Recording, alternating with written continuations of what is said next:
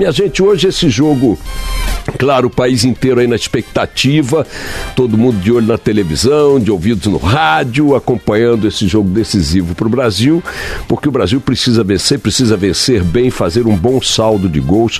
Eu que não entendo nada de matemática e menos ainda de futebol, estava perguntando assim, se o Brasil vencer, tá tudo resolvido? Não, nem que vença por um bom placar também não. Por quê? Porque a combinação de resultados aí entre Sérvia, Costa Rica e depois na última rodada entre Brasil e Sérvia, Costa Rica e Suíça e tal, pode produzir um resultado que nos deixe fora da Copa do Mundo. Vocês imaginaram que coisa impressionante? Então, tudo isso, o jogo de hoje é uma etapa numa caminhada que não nos assegurará classificação para a próxima fase.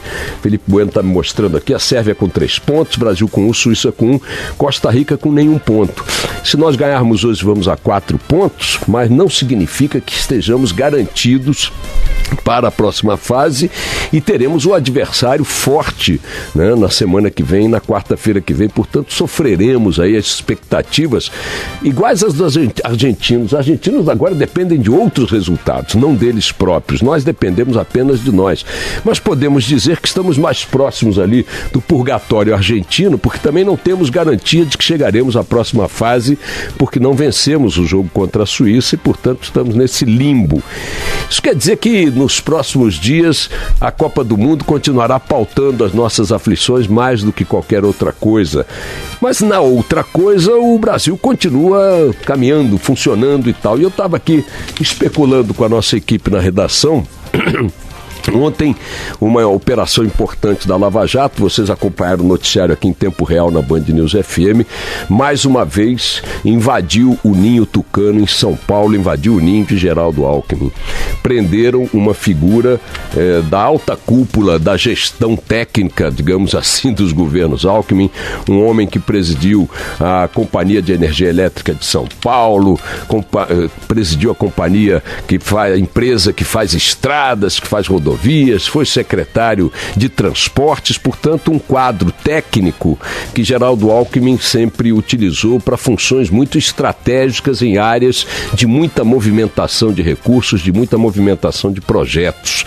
Esse executivo está preso, o senhor Lourenço, e com outros 13 que também estão suspeitos ou sob a suspeita de desvios de mais de 600 milhões de reais nas obras do Rodoanel em São Paulo. Essa é mais uma flechada na candidatura de Geraldo Alckmin. Mais uma flechada na candidatura de Geraldo Alckmin. Eu tenho comentado nas conversas que tenho, né, com os meus amigos e nas palestras e aqui também com vocês, que a figura de Geraldo Alckmin hoje no cenário político eleitoral está para mim como a de São Sebastião no imaginário católico, né? No imaginário cristão. O São Sebastião, a imagem consagrada desse santo é dele amarrado a uma árvore, atado a uma árvore, cheio de flechas. E muitas pessoas, ontem mesmo eu fiz essa pergunta para algumas pessoas com quem estava jantando, eu disse, não é assim, não é assim que ele morreu. Essa imagem de São Sebastião, que é a imagem clássica do santo, do mártir, não é a imagem de sua morte, não é sua última imagem em vida. São Sebastião, cheio de flechas, sobreviveu àquele suplício e depois recuperado, voltou ao chefe romano ao qual era subordinado antes e reafirmou a sua fé em Cristo e foi mais uma vez condenado à morte, desta vez por apedrejamento, e aí sim ele morreu.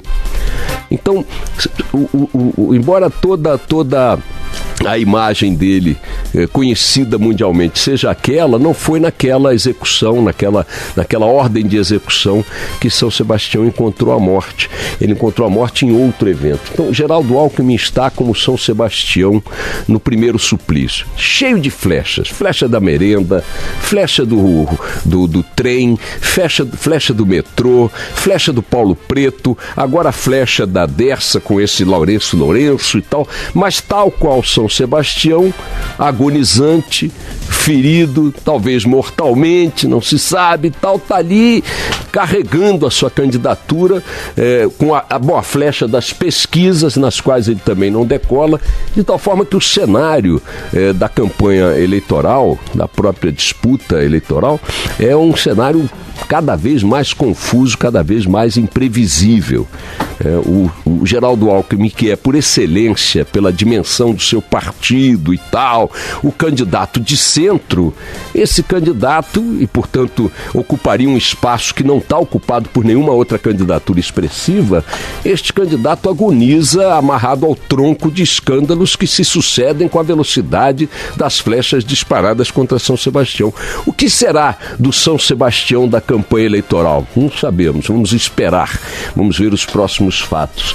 E para não parecer que as coisas e dúvidas estão apenas colocadas no campo do seu Geraldo Alckmin e do seu gigantesco PSDB, na próxima quarta-feira, portanto, no dia seguinte desse jogo decisivo para a classificação do Brasil, a que eu fiz referência há poucos segundos, o Supremo Tribunal Federal julga recursos da defesa de Lula que podem determinar também incontáveis horizontes para o ex-presidente.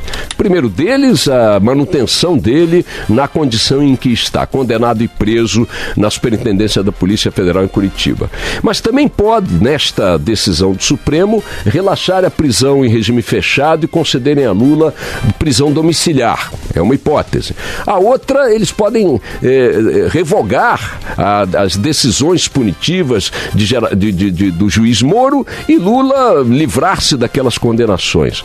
A outra, suspender o efeito que determina que ele está inelegível, e suspendendo esse efeito ele fica elegível, solto, preso ou preso em casa e faz campanha. E aí, mesmo assim, caberá ao Tribunal Superior Eleitoral, lá depois da convenção do PT que formalizar a candidatura do Lula, decidir se ele está elegível ou não. Então, é mais um São Sebastião na disputa eleitoral, cheio de flechas, sem sabermos se dali resultará a sua morte como candidato ou não. Se ele sobreviverá para eventualmente ser atingido pelas pedradas das urnas ou sobreviver a elas também. Vejam que duas candidaturas bastante relevantes, potencialmente na sucessão presidencial, estão no mais absoluto limbo, né, em relação aos seus horizontes. Isso em plena Copa do Mundo. Para quem achava que só a Copa do Mundo ia atiçar nossas emoções, Carla Bigato, Felipe Bueno, bom dia para vocês. Tá vendo? Isso é que é um país maravilhoso. A gente consegue ao mesmo tempo disputar uma Copa do Mundo e também, com capítulos que se renovam e se modificam a cada segundo, disputar o horizonte de nosso esporte maior. Quer mais emoção? Se joga de um prédio, meu amigo. Vamos lá, toca o barco.